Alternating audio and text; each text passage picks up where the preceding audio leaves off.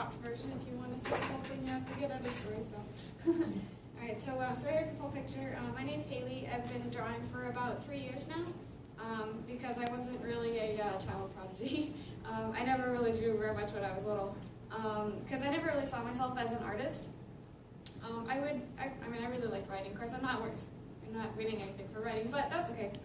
When I was little, I really loved writing, and I would always illustrate my stories, and I'd write illustrated by Hayley Banks on the front because I liked doing that. But I would just draw kitty cats with Crayola crayons, and stick figures with circles, hands with just lines for fingers, and it wasn't very impressive. And I always saw the idea of drawing as like having a notebook and sitting in a bush and drawing a bench. And I'm like, that's just boring. That's just not for me. It's not something that I really want to do. But everybody would always ask you that one question when you're a little kid and they meet you for the first time, or they're an acquaintance or something, and they'd ask you, guaranteed every time that you met someone new, they go, so what do you want to be when you grow up? And my answer to that one was always, I want to work for Pixar Animation Studios. I want to be a computer animator. And I don't remember the specific day, but it was around 4th grade. When I was watching the special features on a movie, like one of the early Pixar movies, like Finding Nemo or Monsters, Inc. or something like that, and I was watching the behind-the-scenes footage, and I saw these people with computer screens, and they had the characters from the movie on them. And they would pull an eyebrow, and then the eyebrow would go up, and they make an expression, and then they'd change the mouth, and they make a different expression. And I was like, I paused, and I was 9 years old, and I was like, well, wait, so these people are adults, and they're getting paid to make animated movies all day for their job. I'm like, is that a thing? And so I was settled. I was like, well, then that's what I'm going to do when I grow up. And that was just totally, my mind was set. So every time that somebody would ask me that same question, what do you want to do when you grow up? I would say, why are you asking me? I already told you last year. It's the same. It didn't change. And so then, of course, the next question after that is, oh, you want to be an animator, so you like drawing cartoons. And to me, the word cartoon made me think of like the Sunday paper, like just panels that all look the same, and they're just stationary and still. And I said, well, no, animation is about movement. It's about what happens first, what happens next. It's about where it's coming from, where it's going, and how it gets there. It's not about the image itself or how well the image is drawn. It's about the story and how you can tell the story with the image. And so when I graduated high school, I went to go register for UAA. And the registration website at UAA has this drop-down menu when you first enroll, and you have to pick your major. And so I clicked on the little arrow, and there was this big list of a bunch of one and two word titles that they don't really tell you what you mean. They're just little 2 words. And they try to encompass 4 years worth of knowledge, 4 years worth of courses, 4 years worth of learning things into just 2 words. And you just can't do that. And so I looked at the list, and I scrolled down. I went major shopping, and I saw computer science. And I was like, well, computer science, computer animation. Hey, 50% of the title is the same, so that makes sense. And so then, of course, being a freshman, it was always difficult to get registration. So I didn't actually get to take any computer science courses my first 2 semesters. So I filled out my first 2 semesters with a bunch of classes like GERs. I took general psychology, I took art appreciation, I took technical writing, I took astronomy, all that kind of stuff. And I was really just kind of getting used to college life itself. Because to me, school was studying, it was taking tests, it was learning math formulae, and I enjoyed it. I'm a good test taker. I've always been in high school, so it was fun for me. And so I had school, and then I had not school. And so for my not school, I decided to try my hand at drawing. I was about 17 at the time. It was about 3 or 4 years ago. And I said, well, I always just dismissed it as just not for me. I never really actually tried it myself.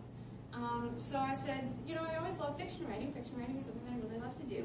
Because the one thing that I like about writing is that you have an image in your mind, you have a thought in your mind, and you want to try to make it real. You want to try to make it using words into something that you can read and you can have in real life. When I was little, I would only ever draw pictures of my stories that I wrote. And so I said, well, why not apply it to drawing? That idea of something in your mind and you want to make it real, which drawing would probably be a better medium for that anyway. And so I got hooked on a thing called lighting. And I wanted to try to make things look realistic. So I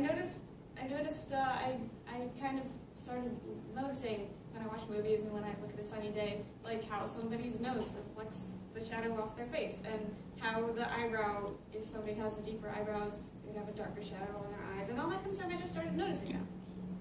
And it started to be really interesting to me.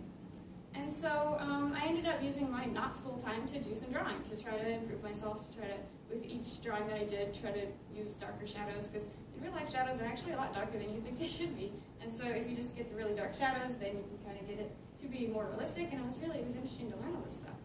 And then during school time, I would do English courses, math courses, various honors courses, and just really like a bunch of stuff. Like it was kind of like high school again. Just like you have your 5 courses and you go to. And just the environment of like going to school, just for some reason inspired me to draw when I was at home. I don't really know why, but it's interesting. So by then it was my 3rd semester, and I went to register finally for my computer science class.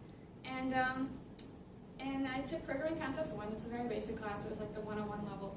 And I went in there knowing pretty much nothing about programming.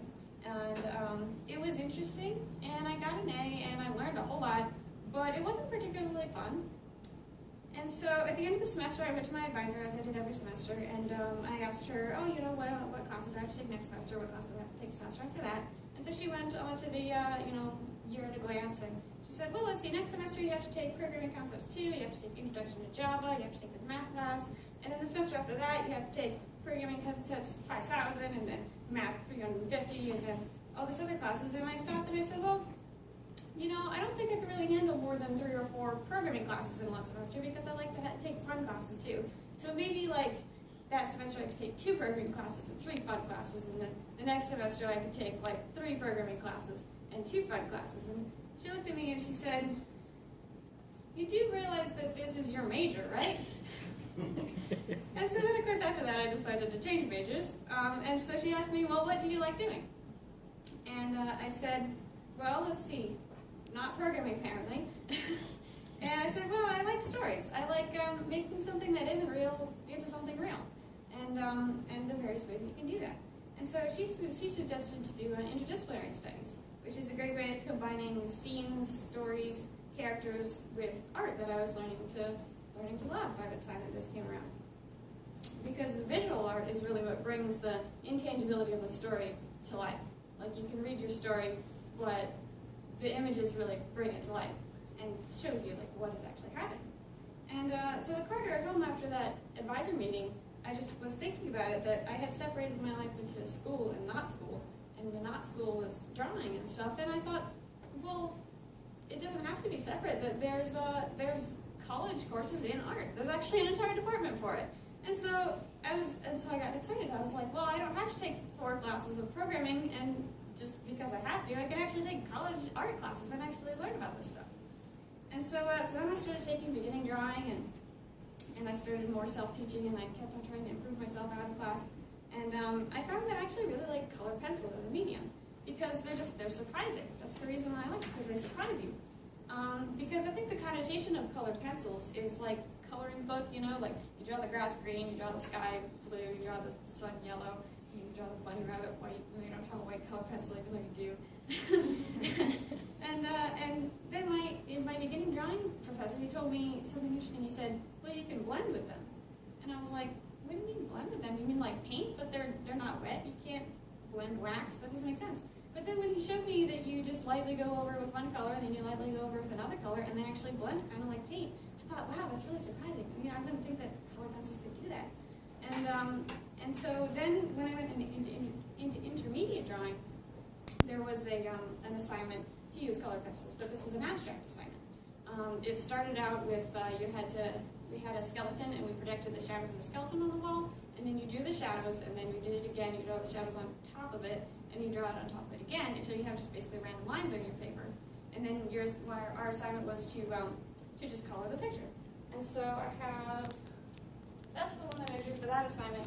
And on critique, I said, when we were going to critique it, I said, well, you see, when I was drawing it, I was thinking that the big brown thing is like a wooden spaceship, and it's like escaping from this pink and yellow vortex, and it's like a escape velocity trajectory.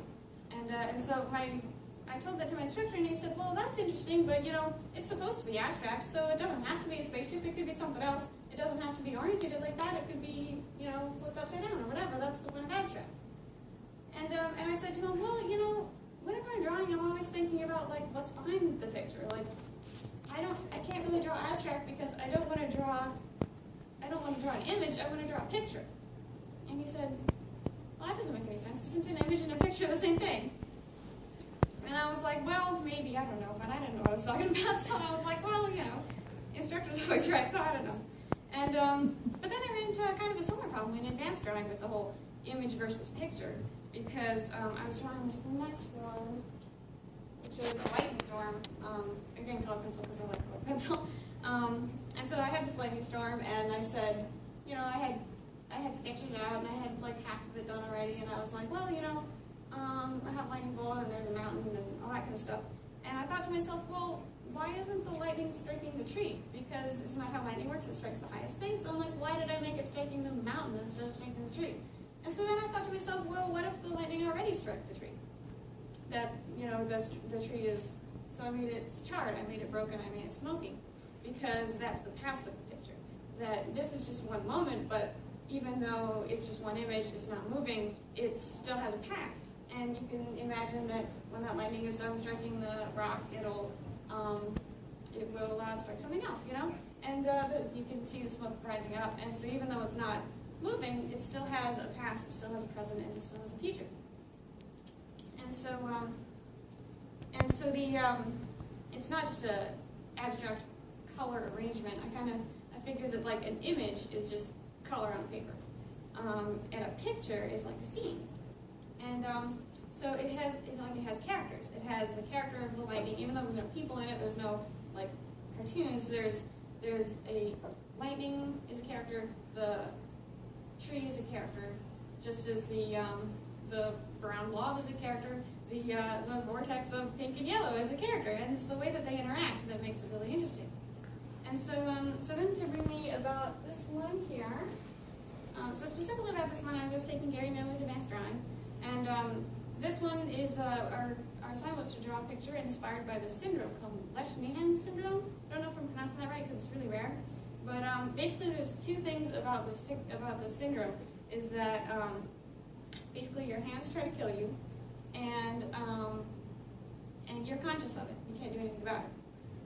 And so those really, they stuck out to me. I was like, wow, not like you think that they're like mentally handicapped, like they're like, oh, I'm just gonna hit myself, but I don't know what I'm doing. But like they know that their hands are trying to kill them, and they try to stop it. So these people with the syndrome, they've like bitten off fingers, they've bitten off their tongue and their lips, and it's very scary stuff.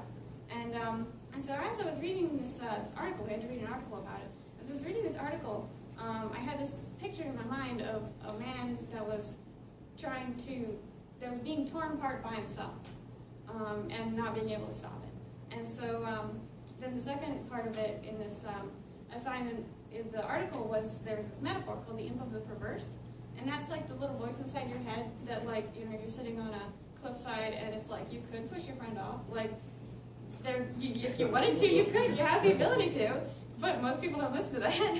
But it's just a little fleeting thought that you have the ability to. And in these people, it's just amplified. They can't control it. It's like, oh, you could attack your face with your hand, and then they do, and they can't do anything about it. And so I thought of other options for the assignment because there's actually multiple articles that you could read. So I didn't have to do it on this article. I could do something else. But I just couldn't pass up the emotion of this idea that I had of this image. And after all, I picked this one because a picture needs a good story. You can't draw a picture if it doesn't have anything behind it. And so I think that it's not about the image, it's not about the single moment in time, it's about the picture. It's about, it's just one frame of a past and a present and a future that's ongoing. And it exists, the past and the present and the future, even though you can't see it. And it's not like Harry Potter style, it's not going to move. But you can still see what's happening in the picture. And even though it doesn't move, it still has the motion. Because drawing, I think, to me, doesn't have to be about sitting in a bush drawing a boring bench. It doesn't have to be sitting on a bench drawing a boring bush. That drawing can surprise you. It doesn't have to be the Sunday comics that always look the same. They can have characters. They can tell a story, even the comics do. But just the one image can have characters and tell a story. Because I don't like drawing images. I like drawing pictures. Whatever that means. Thank you.